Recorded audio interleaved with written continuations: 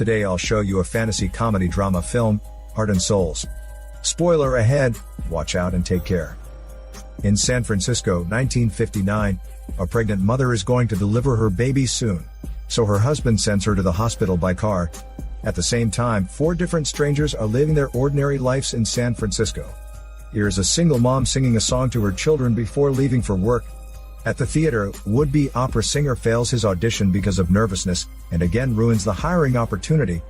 The third person is a waitress who works in a bar, but pierces her boyfriend's heart right then, as she hesitates and finally rejects his wedding proposal. She wants to change her mind, but only to find her heartbroken boyfriend has left the bar. Lastly, a burglar is paid to con a set of old and precious stamps, which a naive boy inherits from his grandfather. Condemned by his own conscience, he wants to steal the stamps back from the client and return them to the boy. Unfortunately, the client notices him, so he escapes the house as quickly as possible. Since he fails to retrieve the stamps, the boy calls him a bastard in disappointment. Frustrated, he stops a green trolley bus that passes by late at night. On the bus, he meets mom who is rushing to work, singer who backs out his audition, and waitress who wants to patch back with her boyfriend. At this time, the bus driver is distracted by an attractive girl in another car, and accidentally drives the trolley bus off the overpass. Sometime later, the 4 passengers crawl out from the trolley bus, only to realize that they are already killed in the car accident. The pregnant mother and her husband are also nearby, pulling over on the roadside to avoid the collision. Surprisingly, their son Thomas is born in the car right at that time. Among those on board, driver has ascended to heaven, while the 4 passengers are called back halfway to attach to the newborn baby for some unknown divine reasons. The 4 of them are tasked to accompany and look after the fat baby. The baby Thomas can see them and often talk to them, but no one else can. Therefore, his such behaviors look really strange in his parents' eyes. Years later, as he enters school, the way he chats with the 4 invisible ghosts often puts him under the spotlight. Soon, Thomas gets into trouble as he cheats money for horse betting, instigated by burglar. This case even brings the child protection officer to his parents.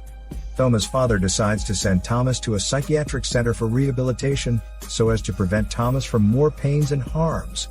The 4 friends decide to disappear from Thomas' life. Even with Thomas begging them to stay with him, they're determined to go. Traumatized by their departure, Thomas only manages to pull through it by years of psychological treatment.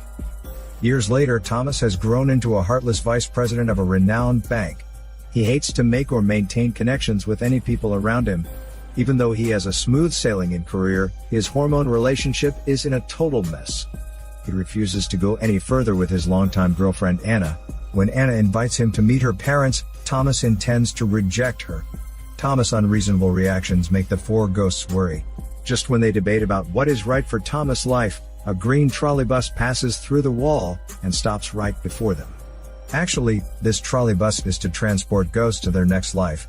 To their surprise, driver alights from the bus to greet them. In fact, to redeem his own sins of carelessly ending 4 innocent lives, driver needs to repeat this task for 500 years. The 4 former passengers also learn that as they die accidentally, they should have the privilege of completing one unfinished business. Sadly, the angel in charge of such matters does not inform them, so they are kept waiting in vain. The quartet is angry about losing the precious opportunity, so that they continue to complain and grumble. Driver finally allows them to fulfill their last wish before boarding the bus. Everyone is thrilled for such a golden opportunity except Singer. At once, they return to Thomas and make all kinds of stunts to grab his attention. Their persistence finally earns the overreaction of Thomas. In shock, he loses control of his car and crashes it into the side of the road. When Thomas regains his consciousness, he quickly recognizes them as his old friends. But having been through countless sessions of psychotherapy, he cannot believe their existence is real. Coincidentally, a chance upon a schizophrenic patient who is a medium for spirits. Her testimony reaffirms Thomas that he is not hallucinating. Moreover, Thomas discovers that the 4 ghosts have never left him, but seen him through the ups and downs all these years. He feels very irritated for having no personal space with the 4 of them around. Hence, he refuses to help them with their last wish. Soon Thomas is discharged from hospital and returns to his piles of work. But the quartet does not let him go easily. Instead, they follow him wherever he goes, and even disturbs him during his meeting. Waitress first enters Thomas' body to taste the joy of being alive. She dances around with Thomas' body, making him look totally female hormone charming. Thomas' colleagues can't bear to see him turning so weird. As Waitress takes her leave, Burglar immediately takes over. Under Burglar's control, Thomas begins to flirt with the deputy director of finance. Knowing his career will be doomed, Thomas starts to fight against the Burglar and manages to drive Burglar off his body. In exchange for his peace, Thomas gives in to the four of them and agrees to help them rectify their unfinished lives. Burglary cannot wait to retrieve the stamps for the boy. He brings the rest to the client's residence and glues his spirit to Thomas. While the client is taking a shower, Thomas swiftly grabs the stamps. However, when he is about to leave, a black hound suddenly darts out. In terror, all of them flee to the second floor. While Thomas manages to escape the aggressive hound, he is faced with a client who just walks out of the bathroom. But Burglar, who lives within Thomas, remains absolutely composed and even reprimands the client for robbing the stamps. Before the client realizes what is happening, Burglar breaks out from the window with the stamps. To his shock, previously he could easily jump over to the adjacent building, but now that building is demolished. He fumbles a little, but lands on the lawn safely.